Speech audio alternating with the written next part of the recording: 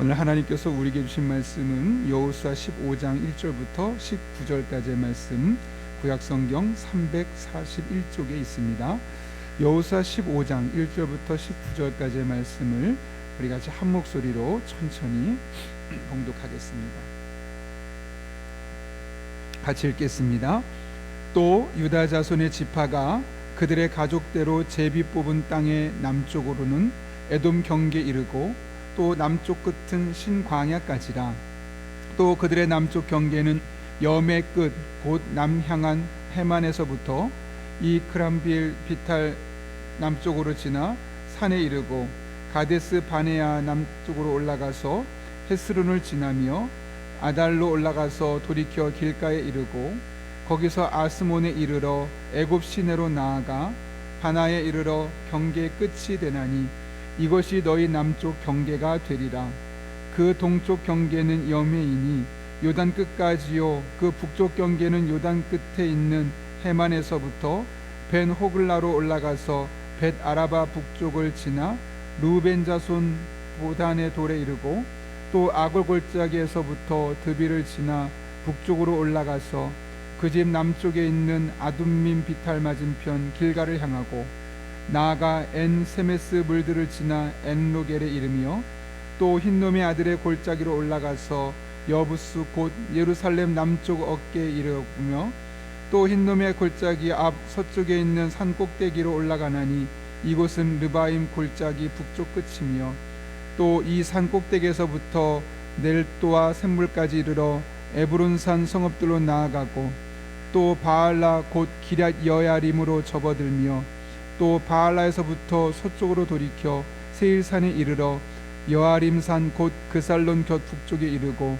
또 벳세메스로 내려가서 딥나를 지나고 또 에그론 비탈 북쪽으로 나아가 시끄론으로 접어들어 바알라 산을 지나고 암넬에 이르려니 그 끝은 바다며 서쪽 경계는 대해와 그 해안이니 유다 자손이 그들의 가족대로 받은 사방 경계가 이러하니라. 여호와께서 여호수아에게 명령하신 대로 여호수아가 기럇 아르바 곧 헤브론을 유다 자손 중에서 분깃으로 여분네 아들 갈렙에게 주었으니 아르바는 아낙의 아버지였더라. 갈렙이 거기서 아낙의 소생 그 세 아들 곧 세세와 아이만과 달메를 쫓아내었고 거기서 올라가서 드빌 주민을 쳤는데 드빌의 본 이름은 기럇 세벨이라. 갈렙이 말하기를 기럇 세벨을 쳐서 그것을 점령하는 자에게는 내가 내 딸 악사를 앙내로 주리라 하였더니 갈렙의 아우 그나스의 아들인 운니엘이 그것을 점령함으로 갈렙이 자기 딸 악사를 그에게 아내로 주었더라. 악사가 출가할 때 그에게 청하여 자기 아버지에게 밭을 구하자 하고 나귀에서 내리매 갈렙이 그에게 묻되 내가 무엇을 원하느냐 하니 이르되 내게 복을 주소서. 아버지께서 나를 네겝 땅으로 보내시오니 샘물도 내게 주소서 하매 갈렙이 윗샘과 아랫샘을 그에게 주었더라. 아멘. 말씀 나누기 앞서 우리 교회 소식을 한 가지 먼저 전하도록 하겠습니다. 정혜정 집사님의 아버지께서 하나님의 부르심을 받았습니다. 남편으로 이윤재 안수 집사님이시죠. 오늘 위로 예배가 저녁 7시 교회 또 어울림 아파트에서 출발해서 청주로 가게 됩니다.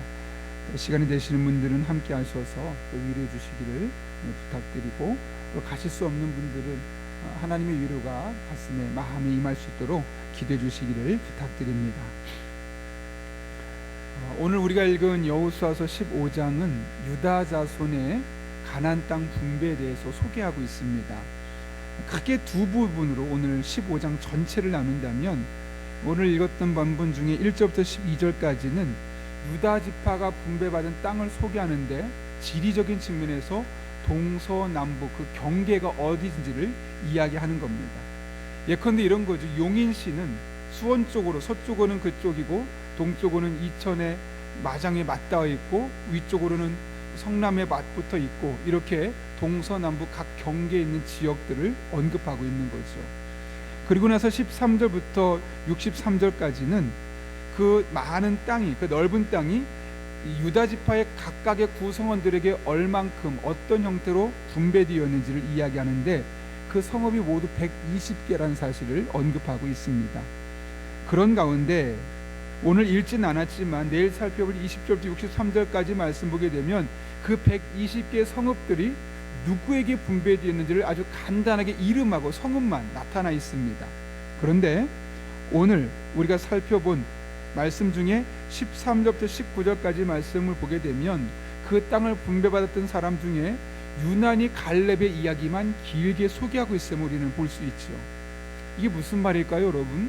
이 갈렙의 사건을 강조하겠다는 것이고, 이 갈렙으로 파생되었던 이 사건이 이 당시의 사람들뿐만 아니라 이 말씀을 읽는 우리에게도 영적인 모델이 될 것을 제시하기 위해서입니다. 그래서 그 120명의 이름을 언급하는 가운데, 그 120개의 지리를 언급하는 가운데 유난히 갈렙의 이야기만 길게 적고 있는 것이죠. 그렇다면 오늘 본문에서 갈렙은 도대체 어떤 일을 했습니까? 그는 두 곳을 점령했습니다. 13절을 보면 그는 기럇 아라바라 불리는 헤브론 지역을 정복했죠. 그곳에는 아낙의 세 아들이 있었는데 그들은 네피린의 후손으로서 거인처럼 키가 큰 사람이었습니다. 오늘 본문을 보시면 이렇게 기록되어 있죠. 13절과 14절인데 여호와께서 여호수아에게 명령하신 대로 여호수아가 기럇 아르바 곧 헤브론을 유다 자손 중에서 분깃으로 여분네 아들 갈렙에게 주었으니 아르바는 아낙의 아버지였더라. 갈렙이 거기서 아낙의 소생 그 세 아들 곧 세세와 아이만과 달메를 쫓아내었고, 여기 아르바에 있었던 이 세 사람은 사실 같은 편이라면 큰 힘이 될 수 있는 존재들이었겠지만 상대 팀으로 따진다면 매우 두려워야 될 대상이었습니다. 마치 우리 일반적인 사람과 서장훈 혹은 최홍만 그런 사람하고 싸워야 된다라고 생각하는 어떤 느낌이 드십니까, 여러분? 2m 되는 사람과 우리가 싸우는데 덩치도 몸무게도 거의 2배가 될 만한 사람이랑 우리가 싸워야 된다. 큰 압박감이 있지 않았겠습니까? 그런데 오늘 14절을 보면 갈렙은 담대하게 나갔고 그들과 싸워서 그들을 그 지역에서 쫓아내었다고 이야기합니다. 두려워했대더라, 걱정했대더라, 뭐 그런 한마디 언급이 없이 담대하게 나가서 그들과 싸웠고 그들을 쫓아냈다는 사실만을 오늘 본문은 언급하고 있는 것이죠. 키가 너무 큽니다. 절대적으로 불리합니다.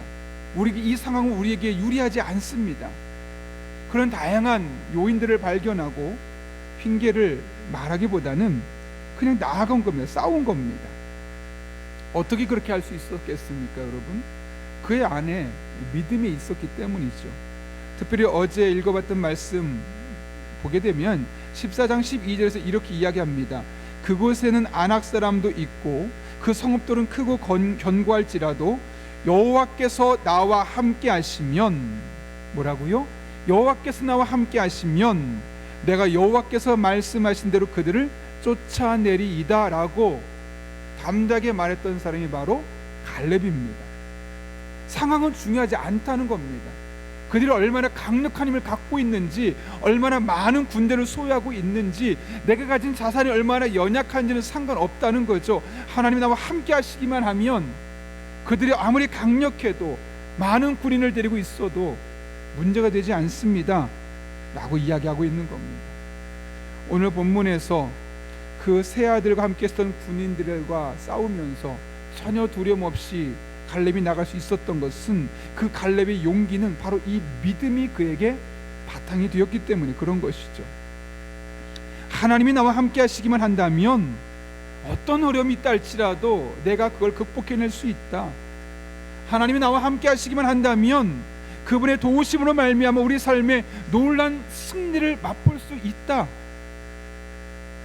환경의 열악함과 자신이 갖고 있는 나약한 그 조건을 갖고 이것도 안 되고 저것도 안 되니 난 아무것도 못해 시도조차 하지 않는 그런 무기력한 모습이 아니라 하나님이 함께 하시기만 한다면 내가 가지고 있는 자산, 내가 가지고 있는 조건 아무런 문제가 되지 않는다는 건데, 왜요? 그 하나님이 도와주시면 되니까요. 그 하나님이 도와주시면 가능하니까요. 오늘 갈렙에게 바로 그런 믿음이 있었던 겁니다. 여러분은 오늘날 우리에게 필요한 믿음이 바로 이 믿음 아닐까요? 평안한 시대를 수십 년 살아오면서 우리 영성이 너무 무뎌졌고 물러졌습니다. 하나님께 별로 큰 거 기대하지 않습니다. 그냥 더 나빠지지만 않으면 된 것처럼 우리의 신앙이 너무나 평이해졌습니다. 그냥 이대로만 됩니다. 하나님, 그냥 너무 힘들지만 않으면 됩니다. 이게 우리 이 시대를 살고 있는 우리 많은 그리스도인의 삶의 모습입니다. 하나님이 함께 하시기만 하면 제가 지금이라도 꿈을 꾸겠습니다. 비전을 품겠습니다. 한번 해보겠습니다. 나아가겠습니다. 용기를 주시고 힘을 주시고 능력을 주시고 채워주십시오. 이것이 아니라 하나님, 뭐 크게 어렵지 않으니 요만큼만, 요 정도만 유지할 수 있으면 됩니다. 더 나빠지지만 않게 해주십시오. 너무나 물러터진 신앙이 우리도 모르게 우리들의 삶에 너무 어렵지 않은 시대를 살아가면서 자연스럽게 자리 잡았습니다. 그런데 하나님은 오늘 본문을 통해 우리에게 도전하시죠. 하나님은 나와 함께 하시기만 한다면 우리의 삶은 달라질 수 있다는 것. 그 하나님을 마음에 품고 다시 꿈을 꾸고 다시 일어서면 안 될 것 같았던 일에 도전할 수 있게 되고 마침내 그 안에서 하나님의 승리를 경험할 수 있다고. 그러니 여러분, 오늘 본문을 기억하며 하나님 앞에서 꿈을 꾸십시오. 기대하십시오. 하나님께서 이스라엘 백성이 하신 말씀이 있죠. 내 입을 넓게 열라 내가 채우리라. 많이 들어보셨습니다. 과거에 많은 목사님들이 이야기를 또 부흥해서 하곤 했었습니다. 어느 날부터 이 말씀이 우리들에게서 사라졌습니다. 왜 그럴까요, 여러분? 이 말씀을 마치 기복주의적인 신앙으로 해석하면서 이 말씀을 갖고 설교하면 공격해왔기 때문에 그렇습니다. 이 말씀을 아는 사람은 고리타분한 사람, 복만 부르짖는 기복주의자, 신학적으로 왜곡된 사람, 이란 이미지를 심어주었죠. 그런데 여러분, 정말 그럴까요? 내 입을 넓게 열라 내가 채우리라, 이 말씀이 어떤 배경에서 하게 되었습니까? 시편 81편을 보면 이렇게 기록하고 있습니다. 나는 너를 애굽에서 인도하여 낸 여호와 곧 내 하나님이니 내 입을 더 크게 열라 내가 채우리라 하였으나 내 백성이 내 소리를 듣지 아니하며 이스라엘이 나를 원하지 아니하였도다. 하나님은 입을 크게 열라고, 그럼 내가 채워주겠노라고, 힘을 내보라고, 용기를 갖고 한번 나아가보라고 했는데 이스라엘 백성들이 아닙니다, 안 들었다는 거예요. 그런 하나님 굳이 원하지 않았다는 거예요. 지금 이 정도면 됩니다. 하나님, 우리가 40년 동안 광야 생활 힘들겠지만 이제 그래도 가나안 땅에서 먹고 살만하고 너무 그렇게 어렵지 않으니 그냥 요 정도에서만 머물 수 있도록 도와주세요. 우리 큰 거 필요 없습니다. 입 크게 열라고 말하지 마십시오. 그냥 저는 이렇게 고만고만하게 살아도 큰 문제 없습니다. 그렇게 이스라엘 백성이 하나님을 원하지 않았다는 거예요. 하나님 뭐라고 말씀하시냐면 그러므로 내가 그들의 마음을 완악한 대로 버려두어 그의 임의대로 행하게 하였도다. 꿈을 꾸고 입을 크게 열고 하나님이 채워주시길 바라며 나아갔으면 하나님이 함께 하시며 그를 통해 일하셨을 텐데 그 완악한 마음, 하나님 그런 거 필요 없습니다, 이 정도면 됩니다는 그 만족적인, 어쩌면 영적으로 나태한 신앙을 가지게 되었을 때 그래 알아서 해, 네 마음대로 해, 그 완악한 마음 그대로 주어서 믿음은 점점 식어지고 믿음은 딱딱해지고 하나님이 도무지 역사할 수 없는 그런 신앙을 가질 수밖에 없었다는 거예요. 내 입을 넓게 크게 열라 내가 채우리라는 말씀은 기복주의적인 신앙이 아니라 꿈을 꾸라는 거예요.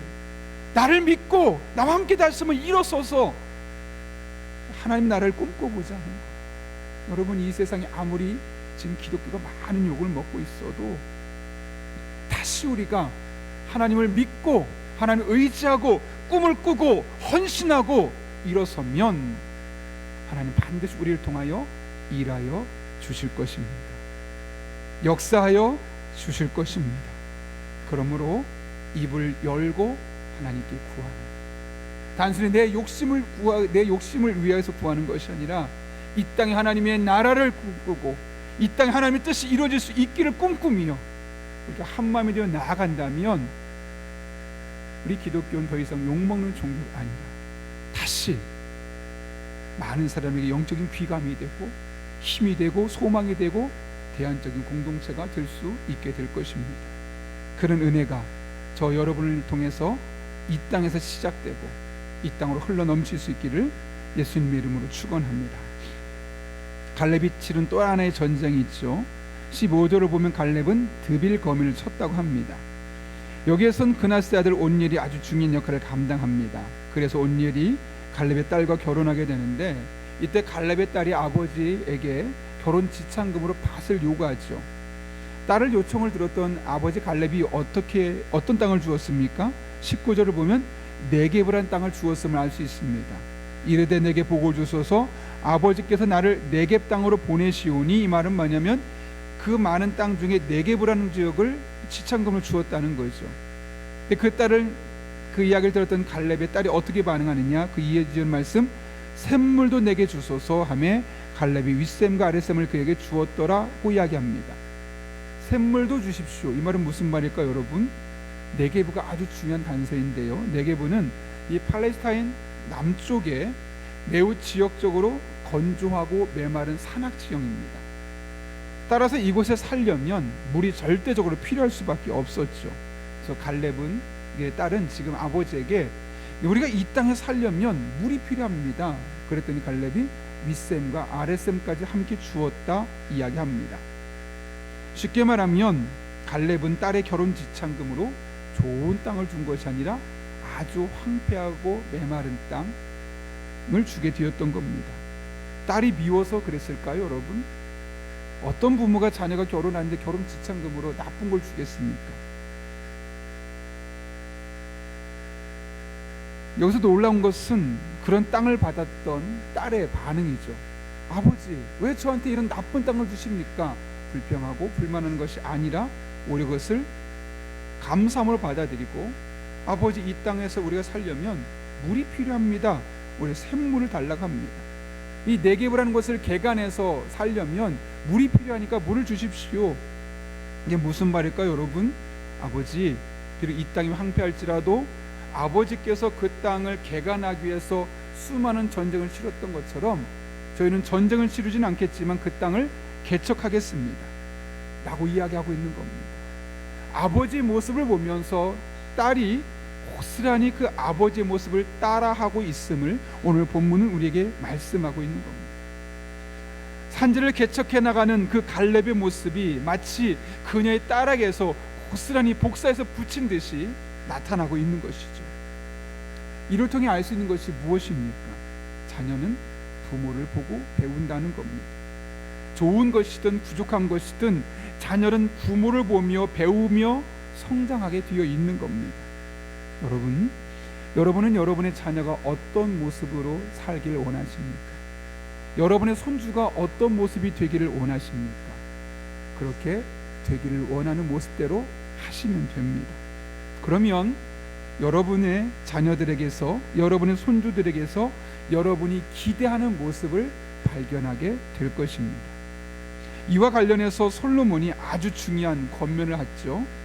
마땅히 행할 길을 아이에게 가르치라. 그리하면 늙어도 그것을 떠나지 아니하리라. 많이 들으셨죠? 잠언 22장 6절 말씀입니다. 우린 이 말씀을 가르치라고 하니까 말로 하고 이렇게 하라고 많이 그렇게 생각했습니다.